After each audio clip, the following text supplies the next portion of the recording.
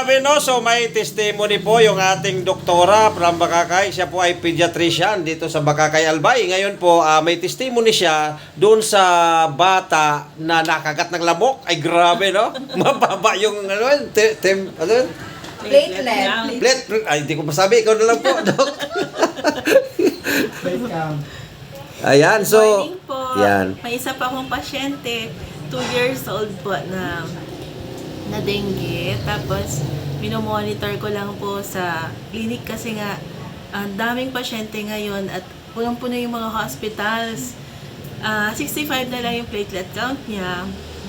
Pero dahil hindi siya na-admit, so pinainom ko lang siya ng Origin Hydration. And it turned out, after 24 hours ng kaiinom niya ng Origin, nag-159.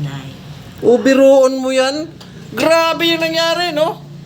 So, 60, ano na lang yung kanyang ano? 65. 65 sa kakapainom niya dahil sa dami ng customer o pasyente, Hindi ma-admit. hindi ma-admit. Tapos, yun, Pinainom. pinainom niya ng Origin natin.